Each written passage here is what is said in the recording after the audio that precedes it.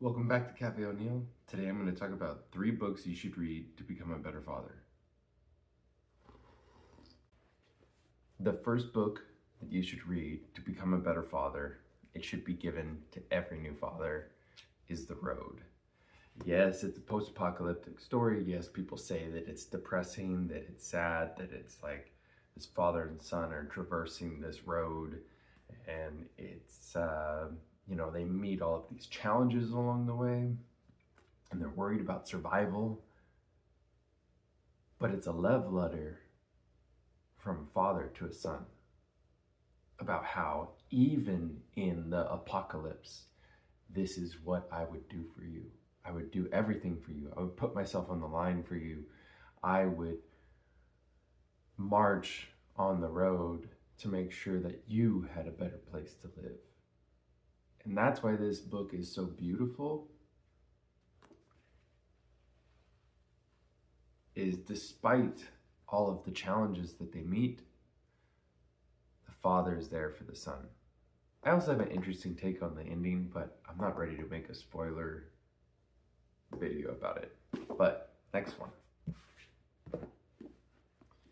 Meditations by Marcus Aurelius. This book is a treasure. It's amazing that we have it. It was Marcus Aurelius's private journal. And it wasn't discovered until later. This version is by Robin Waterfield, and it has the annotations at the bottom, and it's a really good translation. He translated it himself. It's also pretty cheap, so you don't have to spend a pretty penny on it.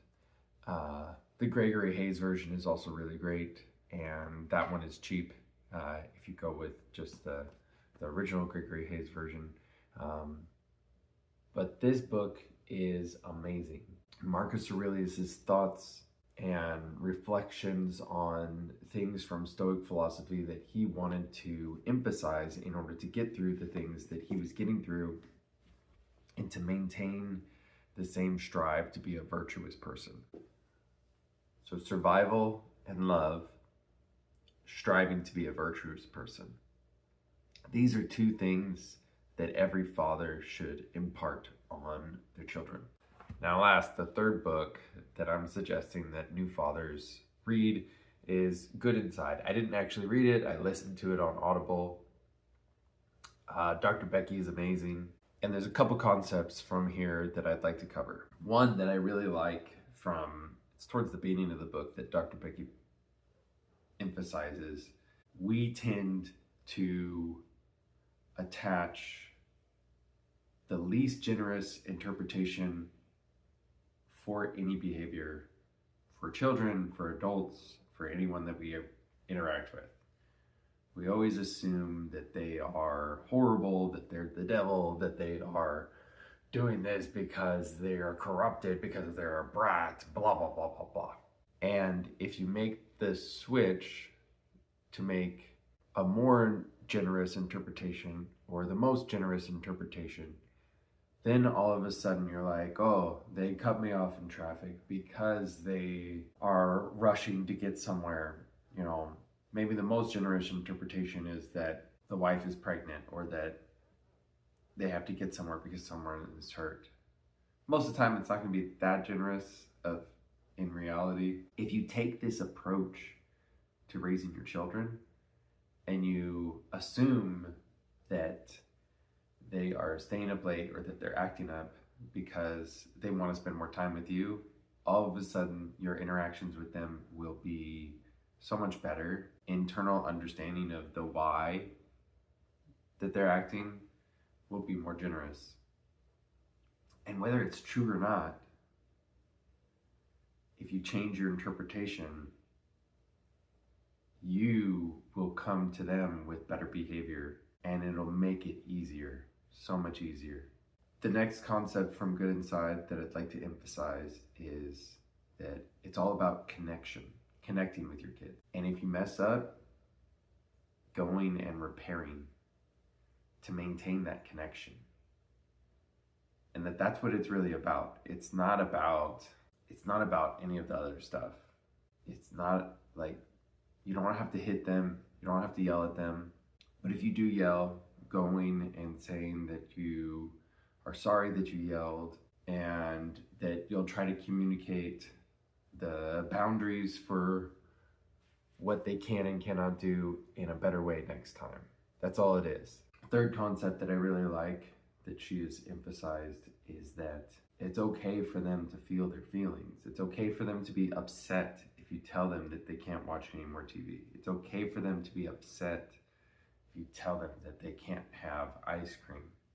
It's okay. The upsetness is okay. And it's our job as parents not to freak out if they cry. Like, they're gonna cry. It'll be okay. You'll survive. But anyways, those are the 3 books that I highly recommend that fathers read or listen to. The Road, Meditations, and Good Inside. Then the next thing is that I would suggest developing a habit that can help you connect with them more. So obviously I have a coffee habit. I roast coffee, I brew coffee, so on and so forth. So how can I use this to connect with my kids as well? So I'll make them steamers. So then it's like I'm making them, it's just steamed milk with a little bit of brown sugar. And then that would get them excited. They're not into steamers as much anymore. But then I've been roasting my own coffee. So then yesterday was my eldest's last soccer game. So I roasted coffee for her coaches. And then, so roasting coffee for her coaches was a way for me to connect with her because I was giving something to someone who had done something for her. And then I started, another thing is I've been journaling. So I've been journaling for about a year now. I've gone through like 20 different pocket notebooks. And initially it was all about connecting to myself, connecting to who I am, what am I doing, what's going on in life. Now I'm starting to try to use it as a way to connect further with my children, with my wife. So recently I started drawing in here. And so this is a drawing that I did from my commute. It was a scene that I remembered. Then I tried to draw myself making coffee. It's all right. I drew some characters from Cars because my son loves Cars. He loves the movie. He asked me to draw Doc and Guido and Ramon. So then I've been drawing more in my journaling. So I bought some art supplies and I'm going to start drawing and exploring that as a habit. But as I was drawing just with like a pen in my journal, I started remembering and I started reflecting on when I was a kid, probably around the same age as my eldest, around 7, 8, that I would draw a lot. And at a certain point, I stopped. And I was trying to remember why I stopped. I really stopped because of perfectionism. I was watching a video yesterday that it was talking about, because now some art tutorials are popping up in my YouTube feed. So he said that the enemy of creativity is perfectionism. He said quantity creates quality. By continuing to make and make and make, eventually it gets better because you have more practice at doing it. And then when I was drawing yesterday, I was drawing with my daughters, and one of my daughters kept on saying that her drawing was crappy, that it sucked, that it was horrible. So then I asked her if she liked my drawings, if she thought my drawings were good. She said, "Your drawings are amazing." And then I flipped through my journal, and I showed her all of the drawings that I just showed you.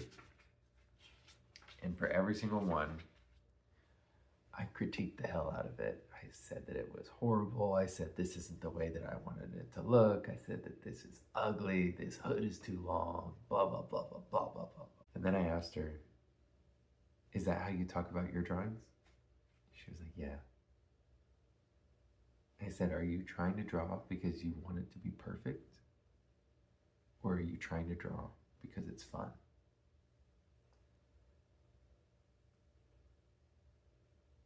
So I tried to connect with her on the same level that, yes,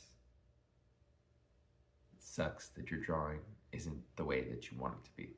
And no, it probably will never be the way that you want it to be. If you draw because you find it fun, that you find some value out of it, that it is meditative for you, keep on drawing and it'll get better. So, these are some of my random thoughts of the day. That in order to become a better father, in order to reach your potential as a father, I would definitely suggest reading Meditations, The Road, starting to journal, and exploring some different habits that you can use to connect with your kids. And with that, enjoy your coffee, read some good books, journal or draw or do whatever the heck it is that floats your boat. Have a good day.